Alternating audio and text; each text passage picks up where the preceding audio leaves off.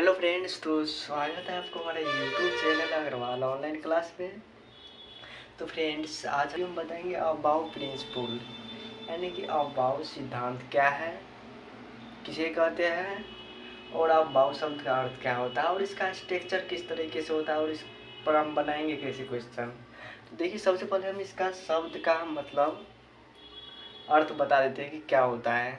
तो देखिए, अबाउ जो है यह एक जर्मन शब्द है जिसका अर्थ होता है निर्माण सिद्धांत, यानी कि किस चीज़ का निर्माण, तो इलेक्ट्रॉनिक विन्यास का निर्माण सिद्धांत, यही होता है अबाउ शब्द का अर्थ। और अब हम चलिए क्या है अगला कि परिभाषा अबाउ का क्या होता है।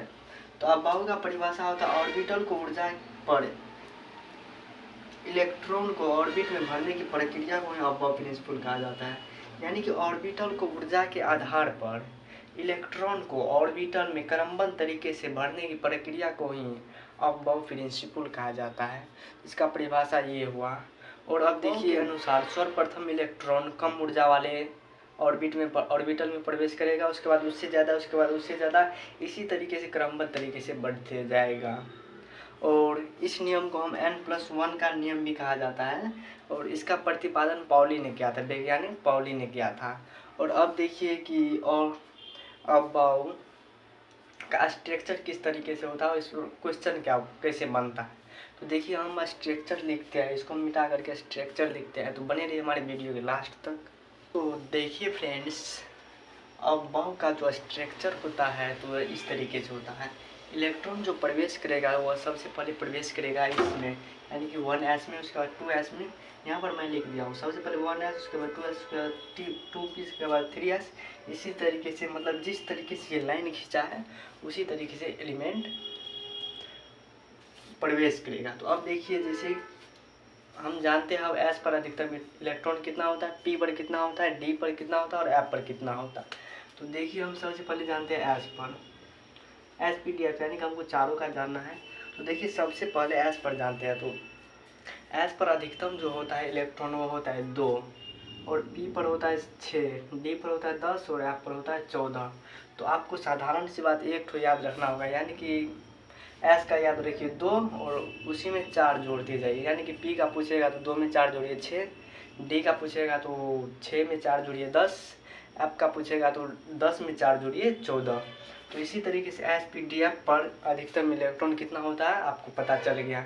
और अब देखिए, हम एग्जाम्पल की मदद से समझाते हैं कि इसका इलेक्ट्रॉनिक विन्यास हम आखिर निकालेंगे कैसे। तो देखिए, हम एक तो एग्जाम्पल लेते हैं, जैसे कि साधारण सा ले लेते हैं सोडियम Na11। सोडियम की परमाणु संख्या होगी आपको 11। और अब देखिए, इसको हम अबाउ प्रिंसिपल यानी कि इस स्ट्रक्चर पर बैठेंगे यहाँ पर जो है। तो देखिए, सबसे पहले आएगा 1s में, सोडियम का परमाणु संख्या 11, इसको इस पर पुराना है 11, यानी कि अपॉन नियम से पुराना है 11 कैसे पुरेगा। देखिए, सबसे पहले आएगा 1s में, तो s पर अधिकतम होता है इलेक्ट्रॉन 2 होगा। उसके बाद आएगा 2s में, तो s पर होता है अधिकतम 2, तो उसके बाद 2s आएगा। उसके बाद आएगा 2p में, तो p पर अधिकतम होता है 6।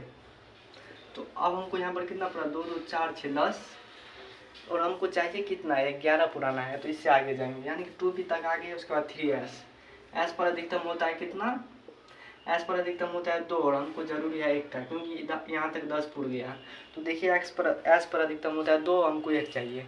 तो मतलब जितना रहता है ना अधिकतम, मान ले 2 अधिकतम रहता है s पर, तो हम 2 ले सकते हैं, उससे कम ले सकते हैं, लेकिन उससे ज़्यादा नहीं ले सकते। उसी तरीके से p पर देखिए, अगर 6 है, p पर 6 है तो हम 6 से कम ले सकते हैं, 5 4 3 2 1 ले सकते हैं, और उससे ज़्यादा हम नहीं ले सकते, यानी कि 6 से आगे 7 में ले सकते हैं p पर। देखिए, और अब देखिए इसको क्या करना है, ये तो बन गया, इस पर तो बैठ गया। और अब देखिए, इसका इलेक्ट्रॉनिक विन्यास, जैसे जो प्रथम कक्षा रहेगा उसको एक जगह लिख देना, जो द्वितीय कक्षा रहेगा उसको एक जगह, जो तृतीय रहेगा उसको एक जगह, जो चतुर्थी रहेगा उसको एक जगह।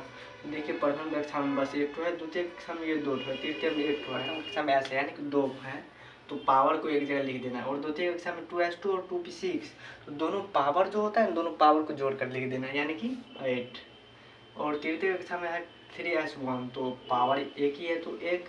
तो देखिए, अब 2 8 2 10 और 1 11। तो फाइनली सोडियम क्या है 11 का इलेक्ट्रॉनिक विन्यास निकल गया अब बाउ फिनिश रूल के अनुसार। तो देखिए अब एक और एग्जांपल हम लेते हैं ताकि आपका जो डॉट रहे ना बिल्कुल क्लियर हो जाए।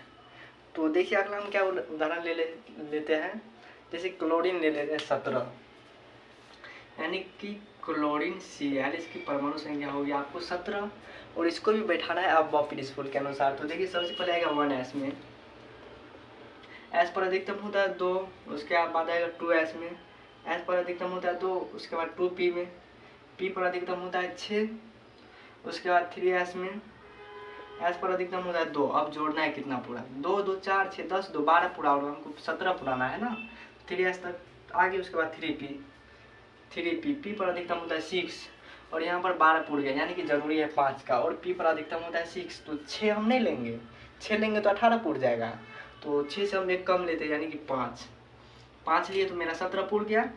और अब देखिए प्रथम कक्षा को एक जगह, दूसरे को एक जगह, तीसरे कक्षा को एक जगह लिख लेना है पावर को जोड़ करके।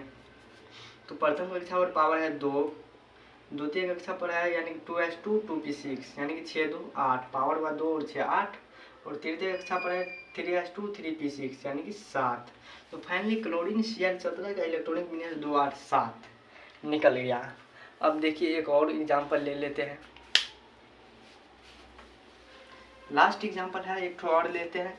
मान लीजिए हम लोहा ले लेते हैं, यानी कि Fe, लोहा की परमाणु संख्या होता है 26। तो देखिए इसको भी हम बैठाते हैं उसी पर। देखिए सबसे पहले आएगा 1s में, s पर अधिकतम होता है 2, उसके बाद 2s में, s पर अधिकतम 2, उसके बाद 2p में, p पर अधिकतम होता है 6, उसके बाद 3s में, s पर अधिकतम होता है 2, उसके बाद 3p में, p पर अधिकतम होता है 6, उसके बाद आएगा 4s, s पर अधिकतम 2। अब जोड़ना है कितना पूरा, तो देखिए 2 2 4 6 10 2 12 6 18 2 20 पूरा, और हमको 26 पुराना है, यहाँ तक आ गया। उसके बाद देखिए आ गया 3d, तो 3d d पर अधिकतम होता है 10, और हमको यहाँ पर कितना पूरा 2 2 4 6 10 2 12 6 18 2 20 पूरा, और चाहिए हमको कितना 6, और d पर होता है अधिकतम 10, तो हमको 10 नहीं लेना है, 10 से कम ले लेना है, यानी कि जितना ज़रूरत है उतना ही लेना है, तो 6 ले लिए, उड़ गया मेरा 26। आप देखिए प्रथम कक्षा को एक जगह, द्वितीय को एक जगह, तृतीय को एक जगह, चतुर्थी को एक जगह, और तृतीय यहाँ पर भी है, तो इस दोनों को जोड़ करके एक जगह लिख देना है।